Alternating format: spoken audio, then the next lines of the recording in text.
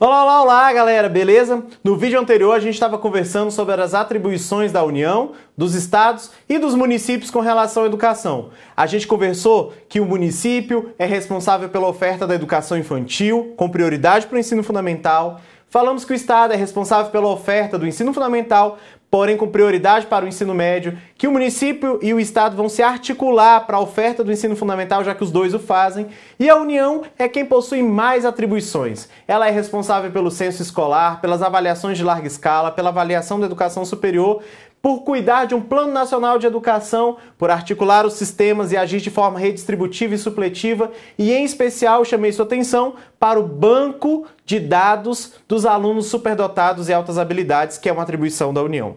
Nós agora vamos conversar sobre as atribuições dos docentes e as atribuições das instituições de ensino. Logo depois vamos seguir falando de autonomia, gestão democrática, instituições públicas e privadas e tipos de privada. Não vacila, vamos em frente, gente. Dá uma olhada na tela.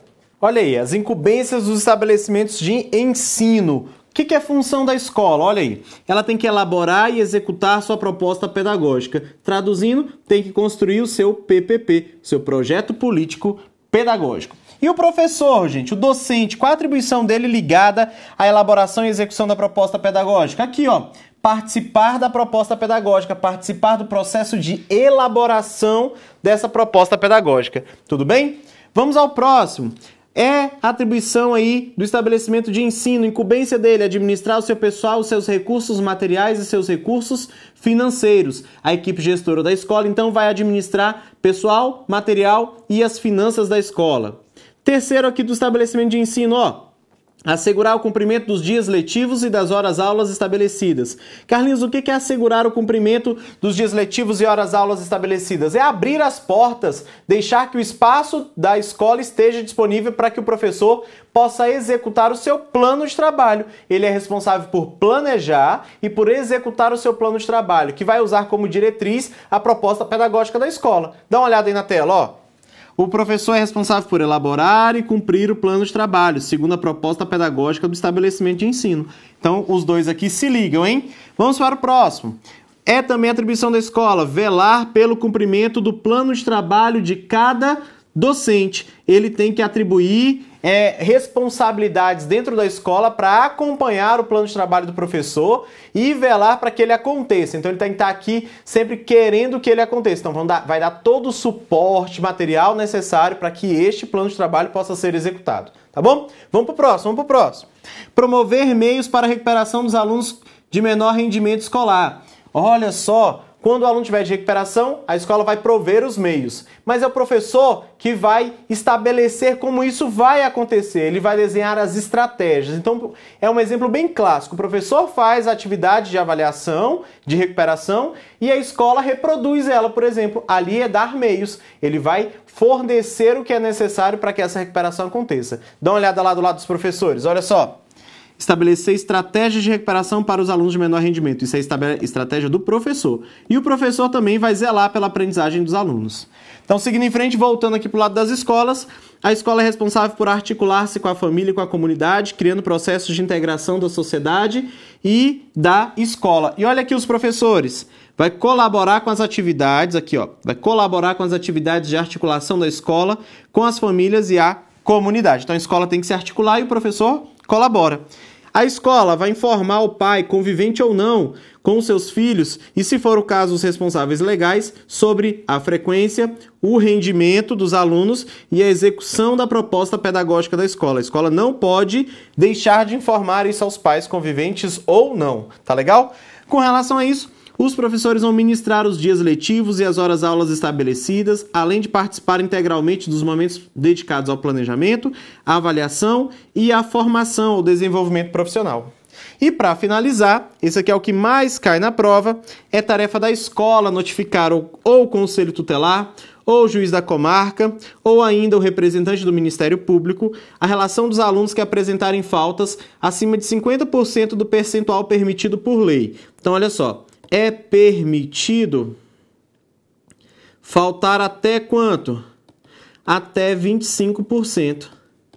Então, quando chegar a metade disso, dividindo por 2, né? Então, um meio disso, eu tenho que falar ao conselho tutelar ao juiz ou ao representante do Ministério Público que esse aluno está faltando e que está na iminência de ser reprovado. Mas é claro que eu não vou deixar isso para o final do ano, para o final do bimestre, quando o aluno já estiver reprovado. Eu vou sempre acionando a família, informando a ela que o seu filho está faltando, para esse acompanhamento tentar resolver dentro da escola. Senão, aí vai extrapolar a escola, os muros da escola, e vai chegar a uma questão legal. Porque o pai não pode abandonar o seu filho, né, gente? Seria uma forma de negligência na formação da criança, por isso ele pode responder se o seu filho estiver a faltar demais na escola, beleza? Então fique atento com relação a isso. Vamos em frente, vamos em frente. Vamos falar um pouquinho de gestão democrática. Galerinha, a gestão democrática, ela é obrigatória para as escolas públicas. Então, gestão democrática é obrigatória, olha aí, obrigatória para o ensino público. E não me importa se é na educação básica ou na educação superior. Se o ensino for público, tem que ter gestão democrática, beleza? Não vacila com relação a isso. E quais são as regras que vão ser usadas? As regras desta lei, mais a legislação dos sistemas. Lembrando a você que a LDB não disciplinou a gestão democrática. Não disciplinou a gestão democrática. Beleza? Ela apenas trouxe os princípios da gestão democrática. Então, vou colocar aqui, princípios da GD, gestão democrática. Beleza? E são quantos, Carlinhos? São 2. Olha aí, vamos conversar sobre estes 2. Beleza? 1, resumindo, é garantia da participação dos profissionais da educação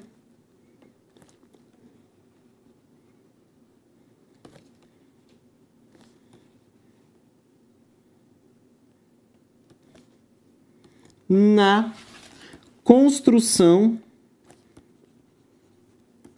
da proposta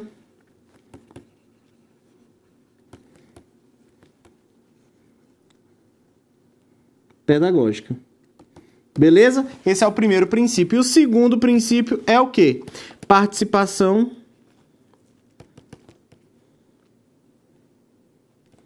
da comunidade escolar e local em conselhos ou equivalentes. A grande ideia da gestão democrática, gente, é a garantia de participação coletiva, de participação de todos. Essa ideia de participação de todos é que deve ser atendida na escola pública. Então, os profissionais da educação que estão lá dentro da escola ajudam a construir a proposta pedagógica. Quando todos constroem coletivamente, regra, tem pertencimento, todos estão envolvidos. Segundo, a comunidade escolar e a comunidade local têm o direito de se organizar e devem participar de conselhos ou de equivalentes. Esses conselhos vão fiscalizar, deliberar, vão ter função de representação da comunidade e vão ajudar na gestão daquele ambiente. Então é a gestão democrática que fortalece as escolas públicas. E ao fortalecer as escolas públicas, os sistemas de ensino vão garantir progressivos graus de autonomias. E aí a escola tem que tipo de autonomia, Carlinhos? 3 tipos de autonomia. Dá uma olhada aí na tela. É garantido progressivos graus de autonomia o quê? Para as escolas. Autonomia pedagógica, autonomia administrativa e ainda autonomia de gestão financeira. Autonomia de gestão financeira. Carlinhos, como assim? A escola tem autonomia para construir sua proposta pedagógica utilizando do pluralismo de ideias, de concepções pedagógicas. A escola tem autonomia administrativa quando ela gerir seus materiais, seus recursos humanos e as questões financeiras, o planejamento das questões financeiras. E a autonomia de gestão financeira é o uso e gasto dos recursos descentralizados. Então, essas três autonomias dão à escola a lógica da gestão democrática. Eu posso decidir coletivamente com a minha comunidade e, sendo assim, a escola então vai poder se proliferar de decisões coletivas. E, sendo assim, é muito melhor e espera-se que tenha maior qualidade, porque mais pessoas estarão envolvidas na discussão e na fiscalização, tá bom? Vamos em frente agora, porque a gente vai falar da divisão administrativa que existe entre as instituições de ensino. Existem dois tipos de instituições de ensino. Dá uma olhada na tela. Ó, essa aqui é uma divisão administrativa. E como que é essa divisão administrativa das instituições de ensino? Ou elas são públicas, ou elas são privadas. Ok? As públicas são aquelas que são administradas por pessoa jurídica de direito público. E quem são as privadas? São aquelas administradas por pessoa física ou pessoa jurídica de direito privado. Beleza? Lembrando, as privadas, aquelas em sentido estrito, elas são consideradas particulares. Qual é a diferença entre as particulares e as que estão aqui descritas? É exatamente este desenho, olha só. A particular, os olhos dela é assim, ó. Os olhos dela visam lucro, beleza? Enquanto essas aqui que eu vou desenhar agora, elas não visam lucro, são entidades privadas sem fins lucrativos. Essas aqui, elas não visam lucro e elas são chamadas de FCC. São as escolas, as instituições filantrópicas, as confessionais e as comunitárias. Todas elas não visam lucro e, em regra, também não precisam apresentar a capacidade de autofinanciamento.